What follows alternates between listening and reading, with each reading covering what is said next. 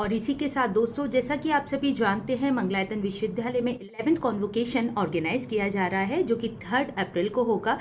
इस समय हमारे साथ मंगलायतन विश्वविद्यालय के registrar sir brigadier Samarveer Singh ji मौजूद हैं। आइए जानते हैं उनसे कुछ खास जानकारी 11th कॉन्वोकेशन की। रजिस्ट्रार सर, आपका बहुत बहुत स्वागत है रेडियो नारद 90.4 FM में।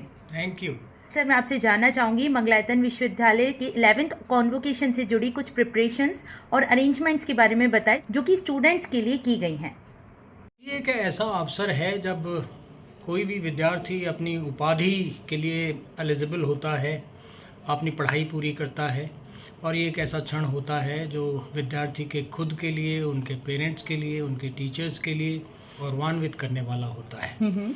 और जिस तरह से हम विद्यार्थियों को तैयार करते हैं इस पल के लिए, उसका सर्वांगीण विकास पे ध्यान दे करके हमारी कोशिश ये होती है कि कन्वोकेशन के दौरान जो अतिथि लोग आएँ वो भी ऐसे आएँ जिनकी सार्वजनिक जीवन में विशेष उपलब्धियां हों, जिससे वो प्रेरणा लेकर के आगे का अपना सफ़र, जो एक जिम्मेदारी उनके कंधों पर अभी आने वाली है एक योग्य नागरिक बनने के बाद, उन अतिथियों से वो प्रेरणा लेकर के अपना योगदान समाज के निर्माण में, देश निर्माण में दे सकें, ये हमारी कोशिश रहती है।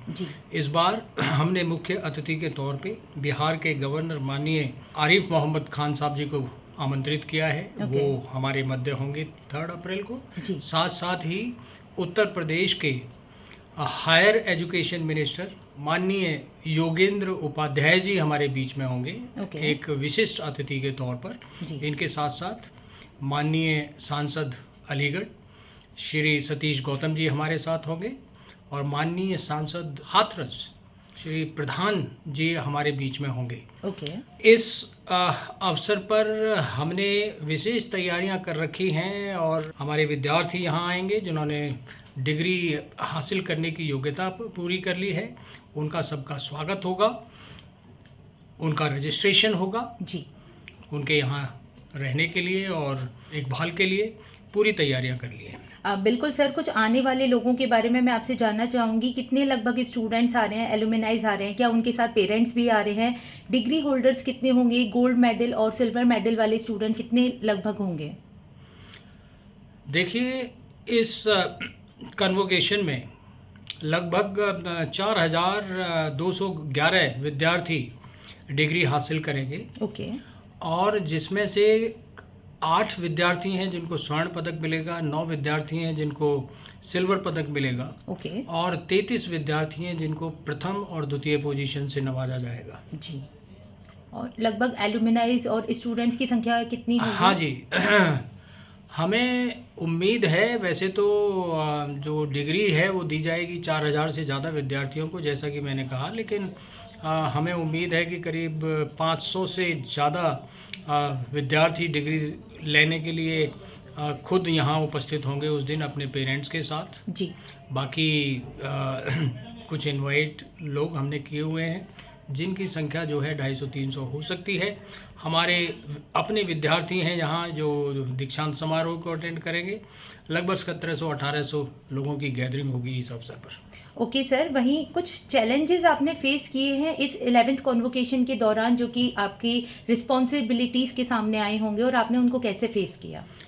देखिए, दीक्षांत समारोह एक विशेष अवसर होता है और वो एक बिफिटिंग मैनर में आयोजित हो। चैलेंजेस तो हमेशा रहते हैं, लेकिन अब हमारा विश्वविद्यालय इन सब चैलेंजेस का सामना करने के लिए पूरी तरह तैयार है। हमने पूरी तैयारियां कर ली है।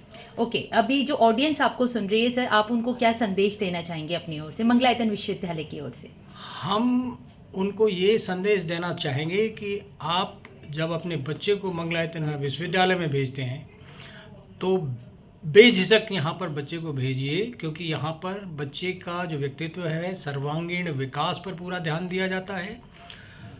चाहे उसकी शिक्षा से रिलेटेड जो एक्टिविटीज़ हैं वो हैं, जो को करिकुलर और एक्स्ट्रा करिकुलर एक्टिविटीज़ हैं उनका बात है, चाहे उनका इंडस्ट्री एक्सपोजर है, चाहे उनका जो एक्सपर्ट्स हैं उनके स्पेशल लेक्चर्स के कार्यक्रम हैं, सेमिनार्स हैं, वर्कशॉप्स हैं, और हमने इस तरह की उसकी एजुकेशन एक्टिविटीज़ को ऑर्गेनाइज़ किया है कि जो बच्चा क्लासरूम में सीखता है वो अन्य एक्स्ट्रा करिकुलर और करिकुलर एक्टिविटीज़ के माध्यम से वो शिक्षा वो अच्छे से गहन हो जाए और उसके व्यक्तित्व में वो चली जाए। साथ साथ ही उसका सांस्कृतिक विकास के लिए और उसका फिजिकल ग्रोथ के लिए यहाँ पर अथर्व जैसे प्रोग्राम होते हैं जिसमें सांस्कृतिक कार्यक्रम होते हैं, उनका प्रतियोगिताएं होती हैं, स्टार नाइट का आयोजन होता है, स्पोर्ट्स के लिए कंपटीशंस होते हैं। इसके साथ साथ हम अपने बच्चों को एक्सपोजर देते हैं समाज के साथ कंधे से कंधा मिला के काम करने के लिए। कुछ प्लेटफॉर्म्स हमारे पास ऐसे हैं जैसे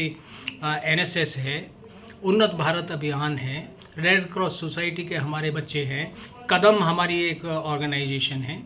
वो बच्चे इन प्लेटफॉर्म के माध्यम से समाज के साथ जुड़ते हैं और जुड़ने के साथ साथ जो गवर्नमेंट की पॉलिसी हैं उसकी जानकारी वो खुद भी लेते हैं और उस जानकारी को लेकर के गांवों में दूर दूर तक उस जानकारी को फैलाते हैं ताकि उन गवर्नमेंट पॉलिसी का लाभ ज़्यादा से ज़्यादा ग्रामीण लोग ले सकें। इससे बच्चे को ये भी फ़ायदा होता है कि वो उन समस्याओं को मूल रूप में जान पाता है जिनका सामना या निराकरण वो एक जिम्मेदार नागरिक बनने के बाद आगे करने वाला है। तो कुल मिलाकर के हम एक ऐसा युवा पैदा कर रहे हैं जो शिक्षा के साथ साथ उसका पर्सनैलिटी, उसके व्यक्तित्व का सर्वांगीण विकास हो रहा है और वो ऐसा नागरिक तैयार हो रहा है जो अपनी जिम्मेदारियों का निर्वहन पूरे कॉन्फिडेंस के साथ कर सके। बिल्कुल सर, और आपका संदेश भी बहुत ही अच्छा लगा। I wish you all the very best and congratulation for the 11th convocation. Thank you so much. Thank you.